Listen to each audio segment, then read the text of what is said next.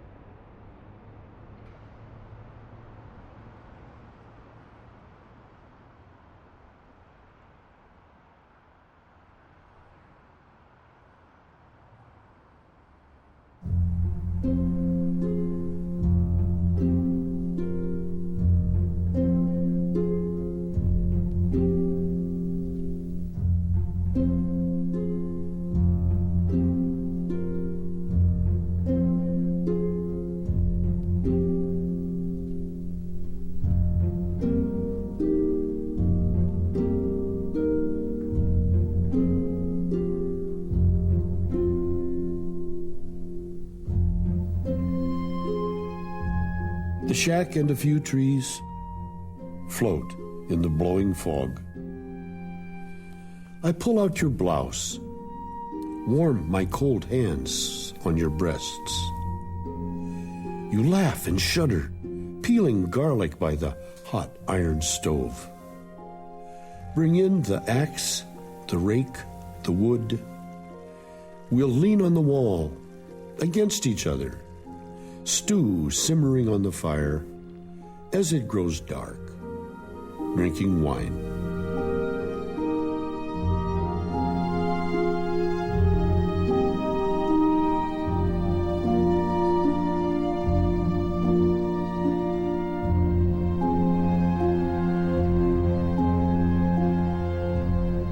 It was clear to a lot of us that the legitimate heirs to the legitimate intellectual heirs to the Transcendentalists were the New American poets.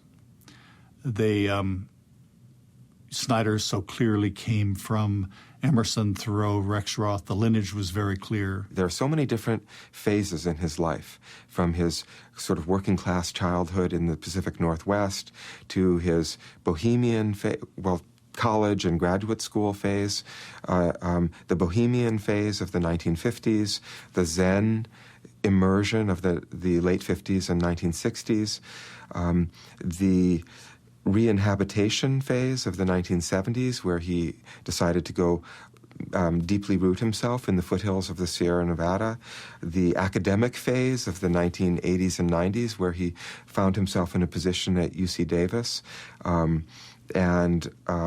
he's continually reinvented himself and done so in an imaginative, thoughtful, playful way, with a sort of seriousness, but not with a kind of a heaviness or a thought that, not without humor. Did I ever tell you what my wife Carol said about you? No. When she first met you, she said, "Is that Jim Harrison?" I said, "Yeah, that's Jim Harrison," as you're walking toward her on the Davis campus. "He wrote Dalva?" Yeah. I said, "He's the guy who wrote Dalva." I can't believe he had such sensitivity to the woman. She thought you were a beast. She thought that you had captured a certain kind of female consciousness like nobody else had, and then seeing you threw her off. How smart. Yeah, it's good for feminists. It made her think twice about that. It's original. 19 years ago, you sent me The Practice of the Wild, and you said in the inscription, if anyone understands this stuff, you probably do.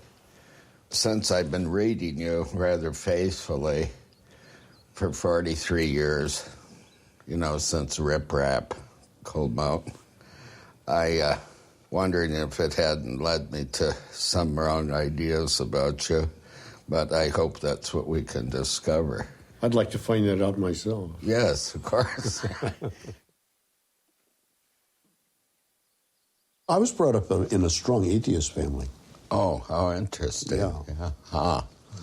Were they populist, wobbly types? Or They were Depression era, grassroots, labor union organizing, feminist, socialists. And our neighbors were mostly Swedes. And the Swedes were all pretty far left. Wasn't that a dairy farm your parents had? Yeah, we had a small farm, a small dairy farm, yeah.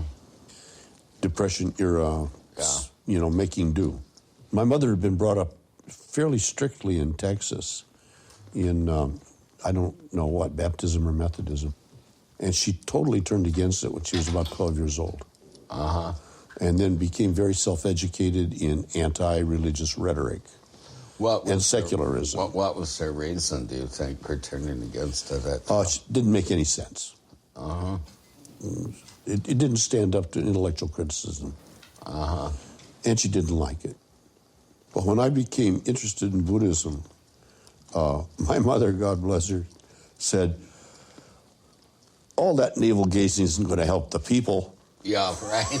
Yeah, that's wonderful, isn't it? The people. In your early poetry, particularly, the poetry comes out of the essential near wildness of your work, and the rhythm of work, like Rip Rap. Part of it was the work, and part of it was I was really caught up at that time in looking for the simplicity of what simplicity I could find in the English language. I'd been studying classical Chinese in graduate school at Berkeley. Literary Chinese is strongly monosyllabic. And so I thought, well, a pre-Norman English, the Germanic lineage of the English language, has a lot of monosyllables. And monosyllables are like rocks. And so like I was used to working with these rocks. And I thought, well, I'm going to try to work with monosyllabic English old-style vocabulary like I was building a little rock trail.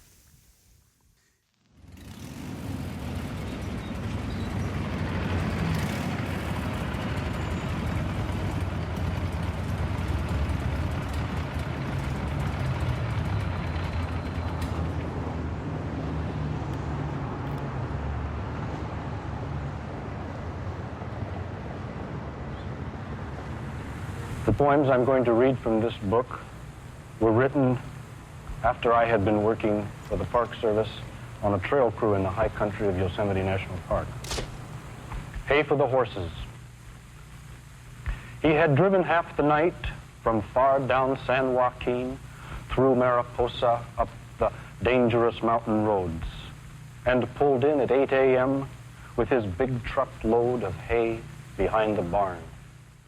With winch and ropes and hooks, we stacked the bales up clean to splintery redwood rafters, high in the dark, flecks of alfalfa whirling through shingle cracks of light, itch of hay dust in the sweaty shirt and shoes.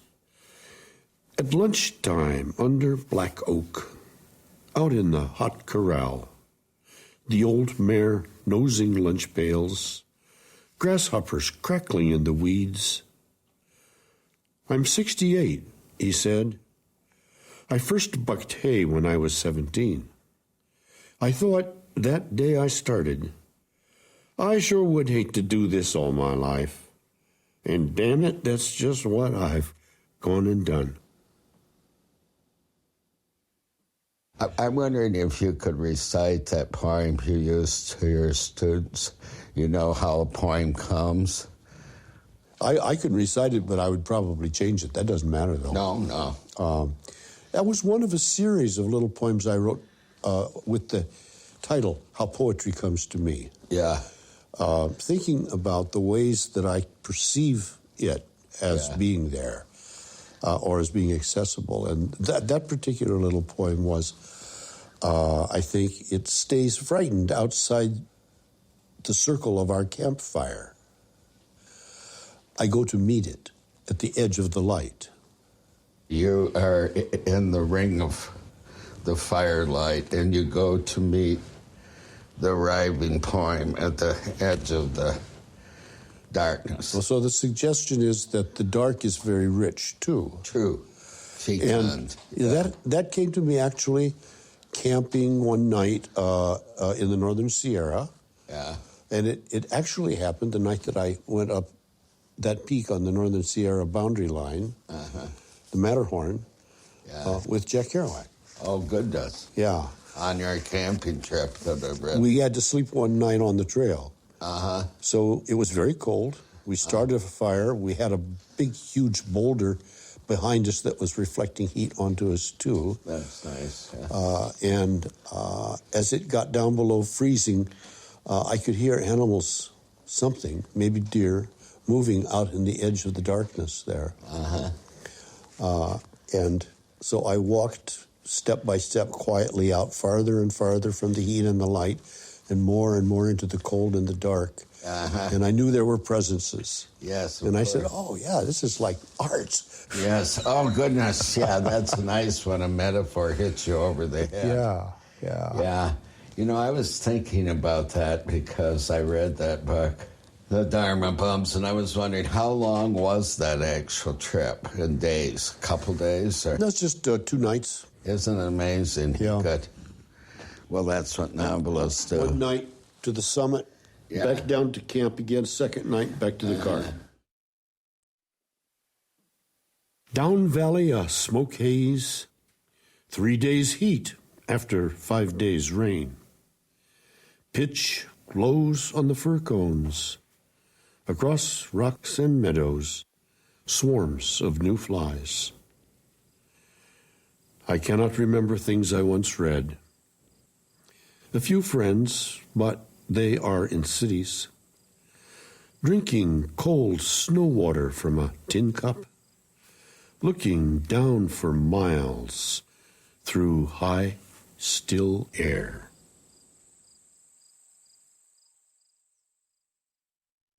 At the Sixth Gallery reading, Allen Ginsberg read Howl, a very famous poem. So it is probably the most popular poem in the world today. And it was all of the things that it protested against are absolutely real. At the same time, and it caused a lot of stir in the press and caused a lot of stir in the public. That same evening, Gary Snyder read his very deep and important poem. It was the first poem of deep ecology I ever heard. As a matter of fact, it was as far as I know, it was before the term deep ecology was generally used, if used at all. I'm not sure the exact. Anyway, it was the first poem of deep ecology I heard. And in that audience, many of the people who were terribly moved by Howl were even more moved by A Berry Feast by Gary Snyder.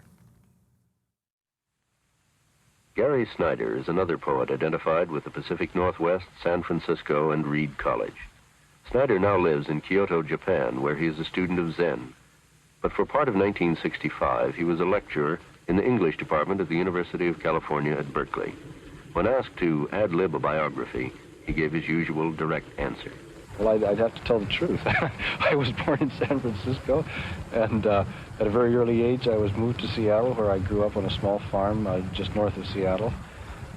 Later, about 12, we moved to Portland, Oregon. I went to college in Portland, Oregon, graduated from Reed College, spent a little time at Indiana University, and then came back to the Bay Area. I went here to Berkeley in the Oriental Languages Department for about 3 years, and then for the last 8 years, I've almost constantly been living in Japan.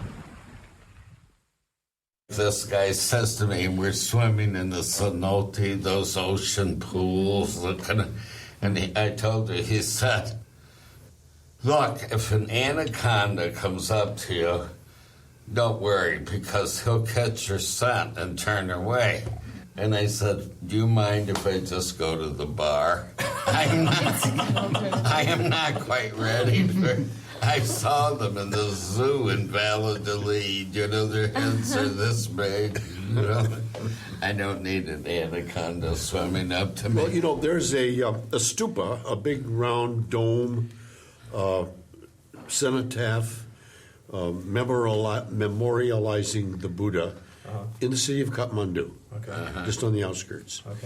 These are found here and there all over East Asia, with a kind of a round, soft dome, and then a spire on top, and a railing all around it. You know, so when you go there in Kathmandu, people always go clockwise, sunwise, circumambulating these, reciting little mantras, and it's all very, very good for your karma to do that.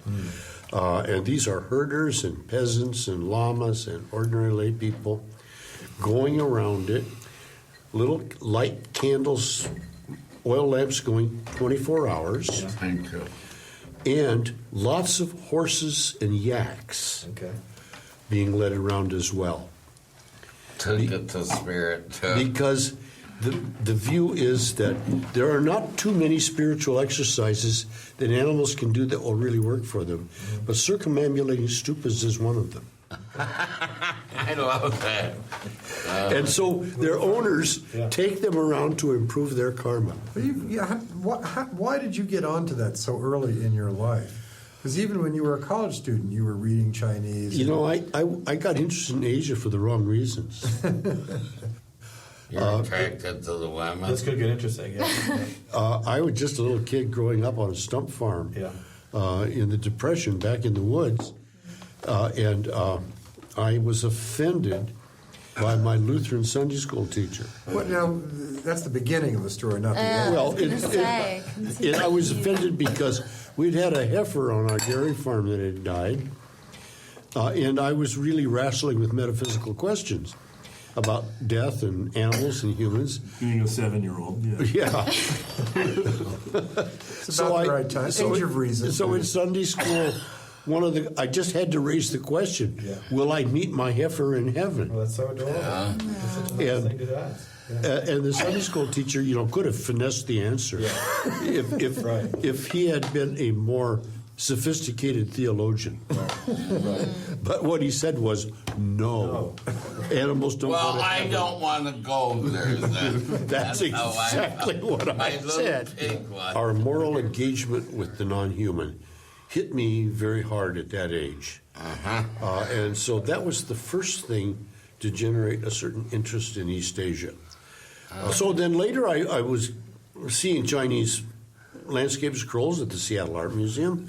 And then I was taking East Asian history courses. And of course I realized then these are heavy-duty civilizations with tremendous amounts of literacy. But the thought hit me, whether rightly or wrongly, that maybe this is a case of the possibility of being highly civilized and also still respecting the non-human.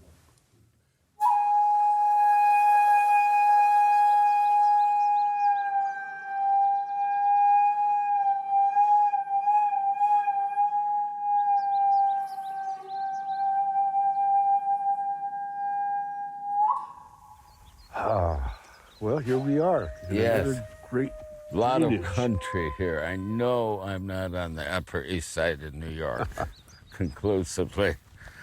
My second wife, Joanne Kiger, when she came to Kyoto, and she and I were talking about Buddhist practice, and she said, well, what will happen if I do Buddhist practice? I said, well, maybe you'll lose yourself. Yeah. She said, why would I want to do that? I just finally got a self. Yes, right.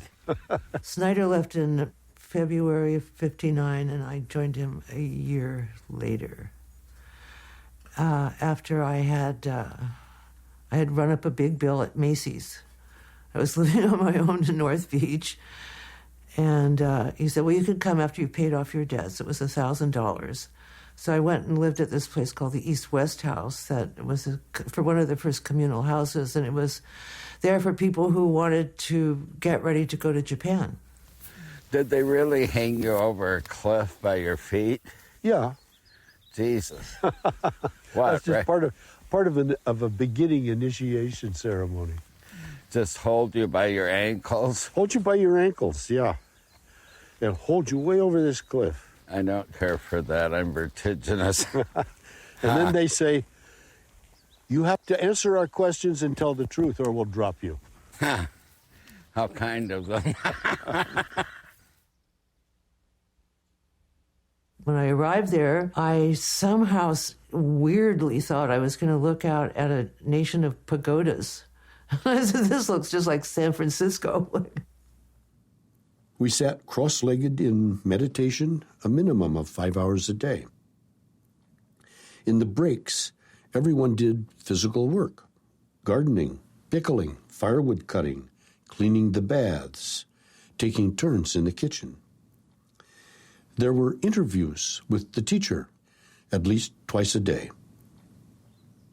I found in my nickel ante satori's, I call them, they're often, it comes from no effort. You know, it's a realization. Yeah, finally. Emerging. Finally. I suppose that's it. It's fine.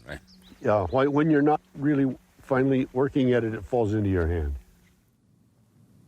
Sleep was short, the food was meager, the rooms spare and unheated.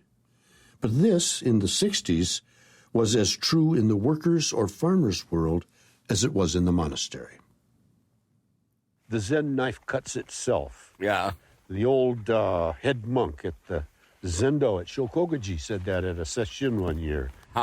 He said, the perfect way is without difficulty. Strive hard. Right. Yeah. And I carried that around with me for years. I still do. Because both sides of it are true. Novices were told to leave their pasts behind them and to become one-pointed and unexceptional in all ways except the intention to enter the narrow gate of concentration on their koan. When my brother died, who sort of became my father, because my father died when I was a directionless 20-year-old.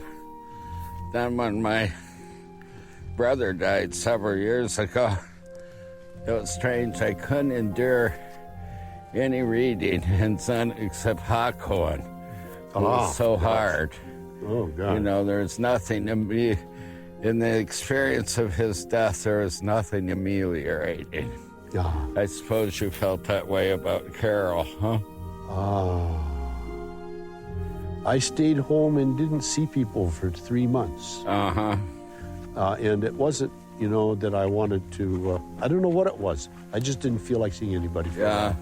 I wanted to feel things through and think things through. And it wasn't even like suffering. It was like, this bears real reflection. Yeah. I've got a poem I want to read you about that. Yeah, that I'm not going to show anybody else. Only one or two people.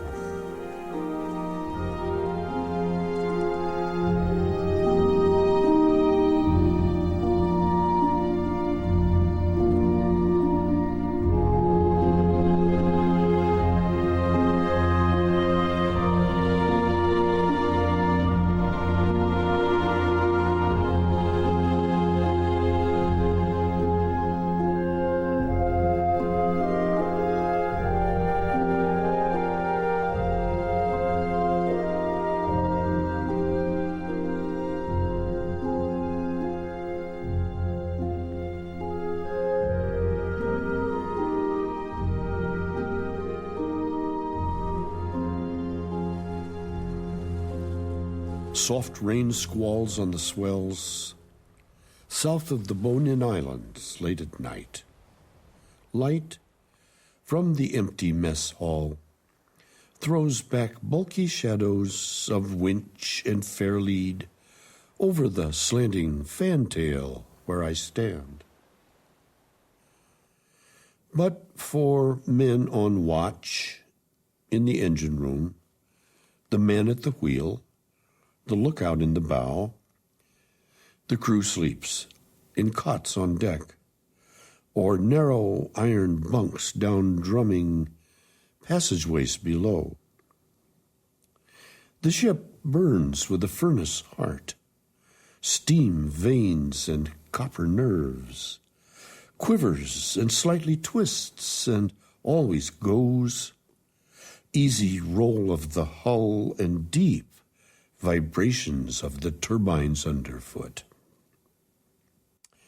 Bearing what all these crazed, hooked nations need, steel plate and long injections of pure oil. Another thing I was wondering about, because I read so many opposing views, just what you think of the idea of reincarnation. Oh boy. I think it's a charming metaphor. Uh-huh. It's an as-if proposition. Uh-huh. Because that's all we can know anyway. True.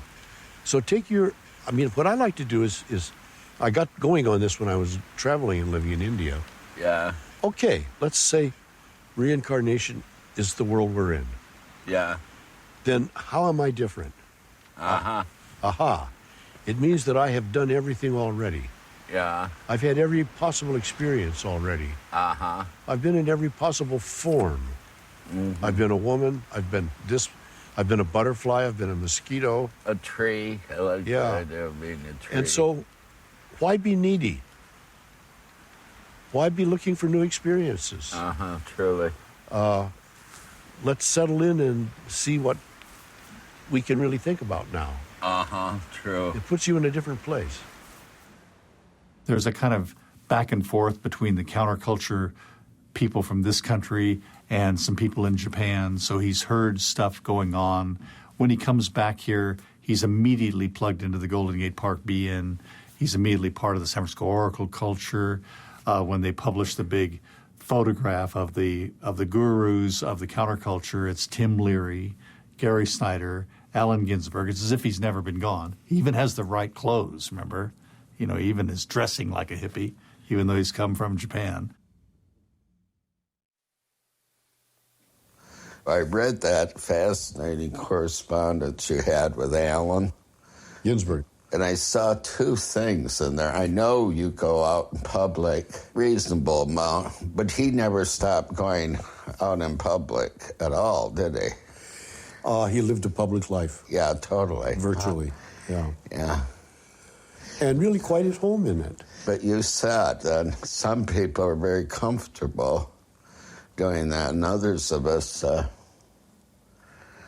aren't. I can hardly bear to do it at all anymore. Public life is like riding the subways in Tokyo. Yeah. You dread it as you approach it. The closer and closer you get to it, the more you dread it, till you actually go through the door and you get in the subway and ride. Yeah. And then it's fine. It's okay. I dreaded book tours so much that it was more unpleasant to dread them than to actually do them. Yeah.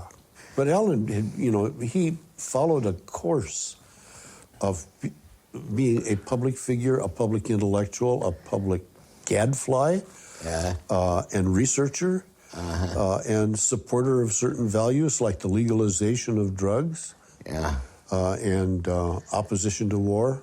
Yeah. And he never let up. So you don't feel that you're inside yourself that there's any kind of war between the public and private world? I don't do as much public as Allen ever did. No. And when I was traveling around with Allen many years ago, I would have to stay at my pace, which meant some days I'd say, Allen would say, well, today let's go there. Yeah. And I'd say, you go. You go. I'm going to stay here today. And collect my wits. Yeah, truly. Which I always enjoy doing, take a day off and meditate and catch up in my notebook. Yeah, truly. I don't know whenever Allen had time to do that. Snyder does not like to be called being part of the Beat generation, although it's become a real catch-all or cultural catch-all. Many of the positive things that the Beats notably practiced have seeped into the general culture in a way that does not draw people to being influenced by them or to studying them. They're there. Like I noticed 20 or 30 years ago when somebody asked me, whatever happened to the Beats? Whatever happened to you guys anyway? And I said, you're standing in front of me, kid. You're not calling me mister. You got long hair. You're wearing Levi's. You don't believe in war. You believe in... You idealize the female consciousness as well as the male. You are for the preservation of the planet. And there you are. Don't ask me where they went.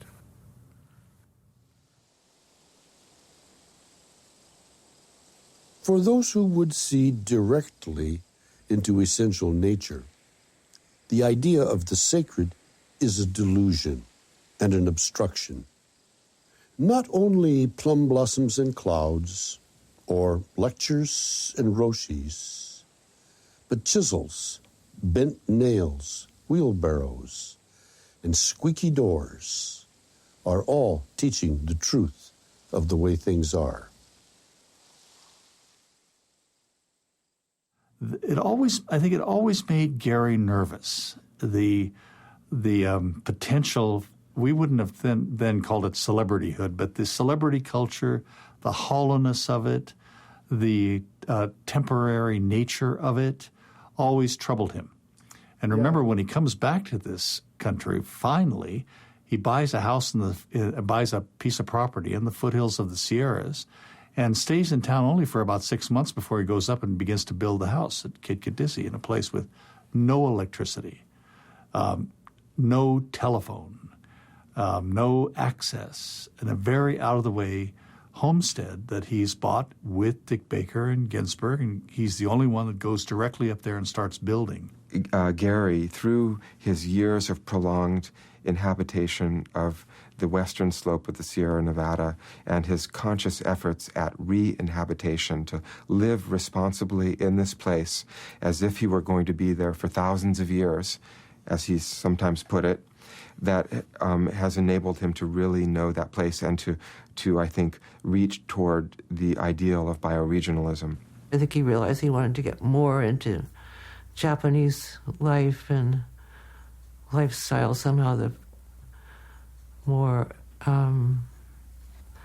farm community with the open, hearth in the middle, and that really suited him, which he, later built up in Kit-Kadisi.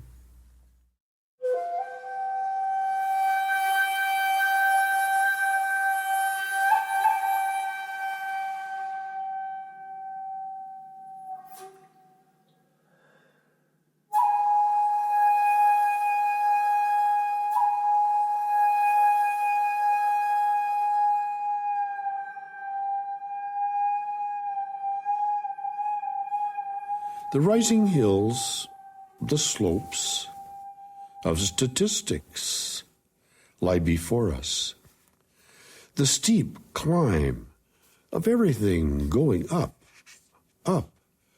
as we all go down. In the next century, or the one beyond that, they say, our valleys, pastures, we can meet there in peace, if we make it. To climb these coming crests, one word to you and your children. Stay together. Learn the flowers. Go light.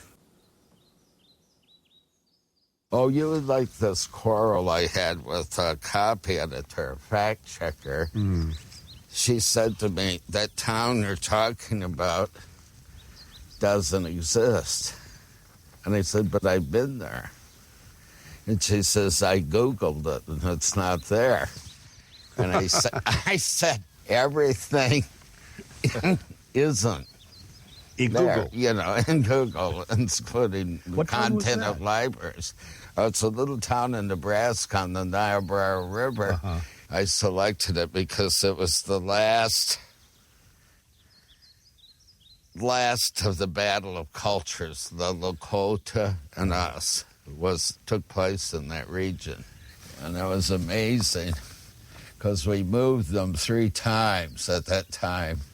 You know, what did Philip Sheridan say, the old warmonger? He admitted that a Indian reservation is usually a worthless piece of land surrounded by scoundrels. That's what he said, you know.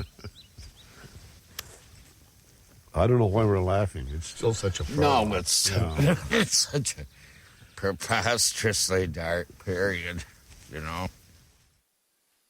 You know, to go back a bit for a second to the practice of the wild, I find that it's hard to...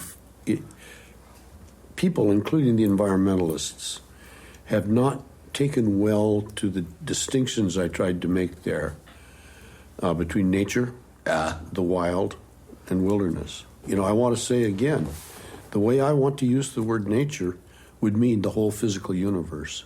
Truly. Yeah, like in physics. Yeah, right, Yeah. exactly. So, not the outdoors. No, that's a false dichotomy. Yeah.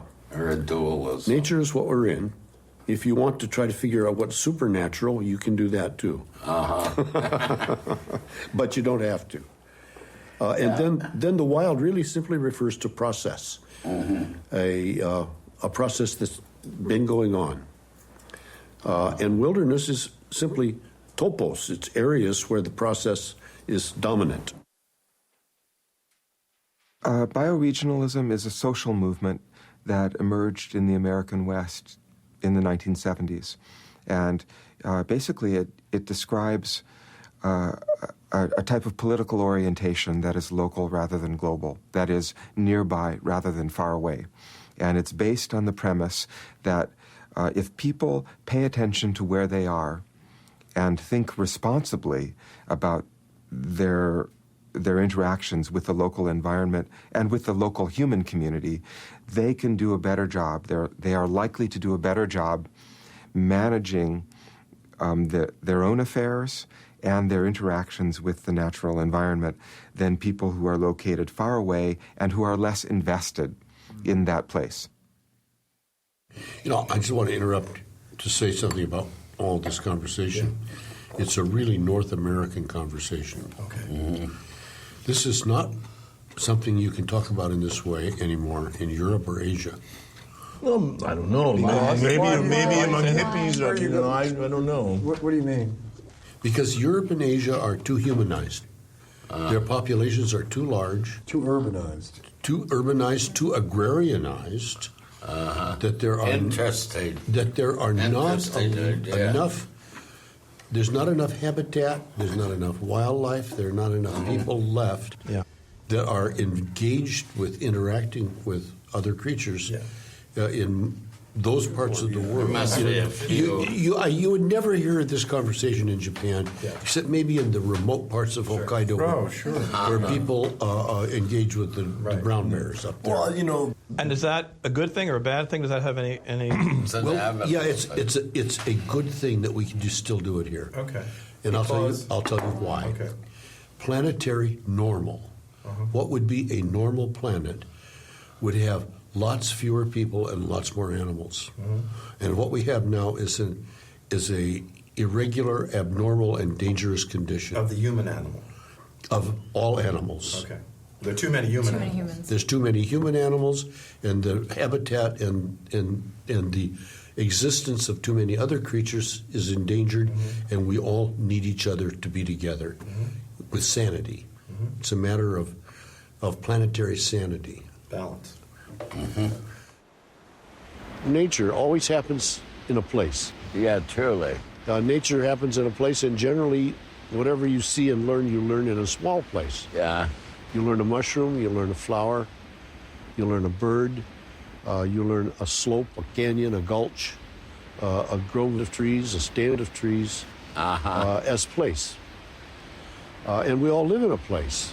Truly. Or we should. We live in particular. Even if you're only there for a few months, you're in a place. So why not look around and see where you are? Gary's poetry is a infusion into our culture that's not sufficiently recognized for the power and the depth and the spread of it. Introducing the term, I mean, on a almost silly level, not silly at all, but on a very minor level in a way, introducing the term Turtle Island to the country. Wow, it's cool.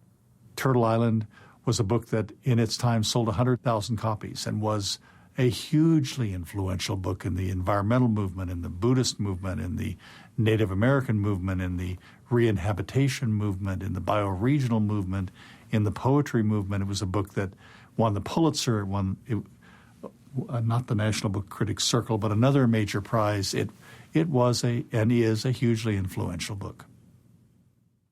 To be alive on a mid-September morn, fording a stream, barefoot, pants rolled up, holding boots, pack on, sunshine, ice in the shallows, high Sierra, the rustle and shimmer of icy creek water, stones turning underfoot, small and hard as toes, cold nose dripping, singing inside, creek music, heart music, smell of sun on gravel. I pledge allegiance. I pledge allegiance to the soil of Turtle Island, North America, and to the beings who thereon dwell. One ecosystem in diversity, under the sun, with joyful interpenetration for all.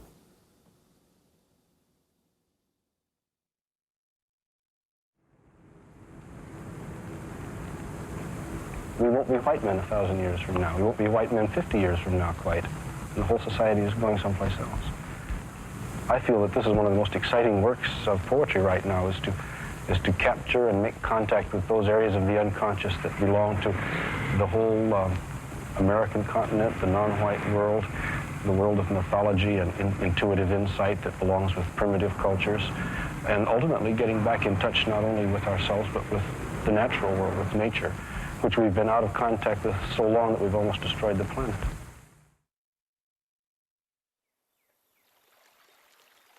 Life in the world is not just eating berries in the sunlight. I like to imagine a depth ecology that would go to the dark side of nature. The ball of crunched bones in a scat, the feathers in the snow, the tales of insatiable appetite. It is also nocturnal, anaerobic, cannibalistic, microscopic, digestive, fermentative, cooking away in the warm dark. You guys mentioned reincarnation earlier today, and I'm just wondering, do you actually believe in it then, or you just think the idea is nice? Metaphor. It's charming to think about. Yeah. Yeah, and it's very poetic. Mm-hmm. And I like to think of walking the ghost trail, and walking the ghost trail in the stars. Yeah. I wouldn't count on it.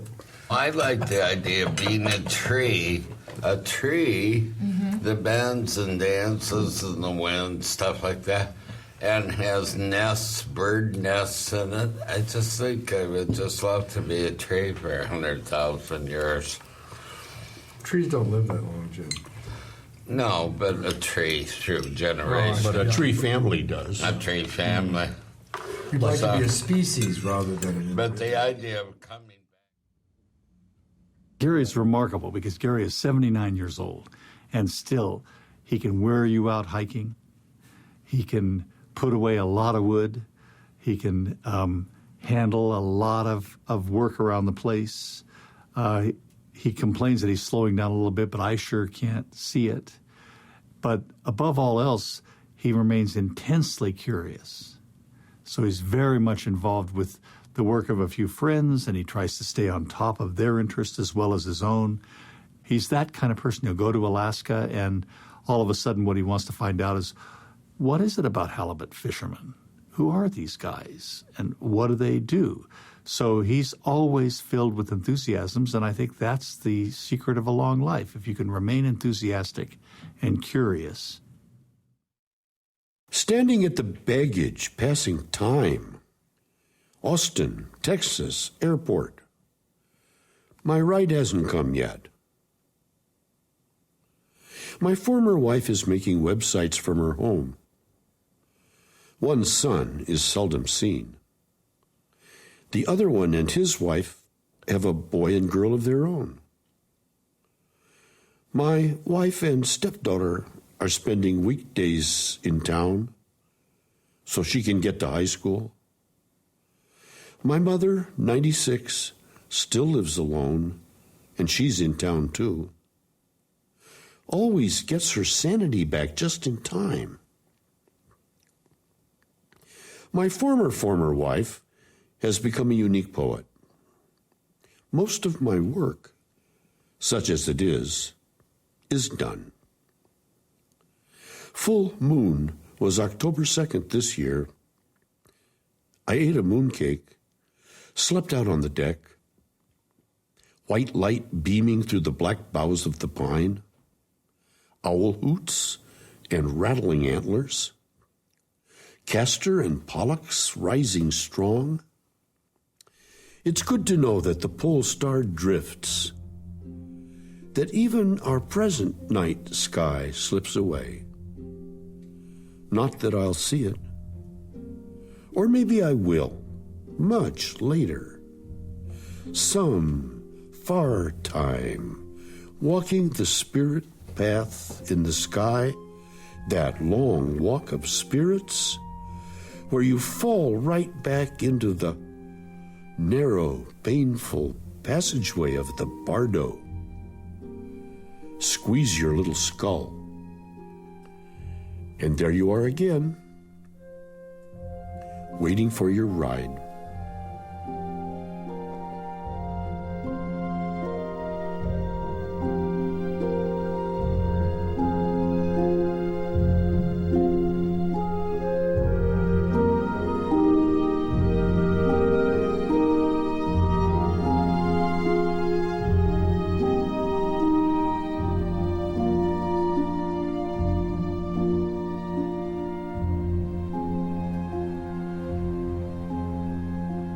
I used to tell students when they were being unpleasant, the difference between poetry and you is you look in the mirror and say, I'm getting old, right? But Shakespeare looks in the mirror and says, devouring time, blunt thou thy lion's paws.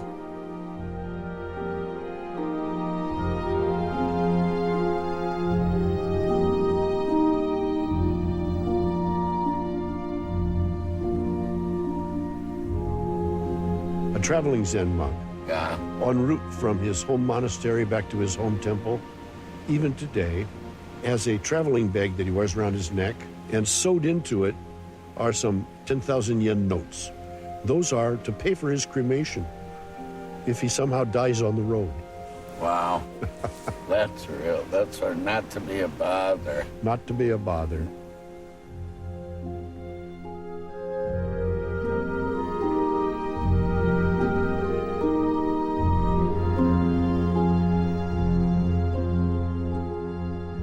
I was hiking in the Sierra High Country on scree and talus fields one time, looking, at my feet. Yeah. And I noticed then, every rock was different. Sure. Yeah, there were no two little rocks the same. Huh. So, there is no identity in the whole universe. Huh, that's an intriguing idea.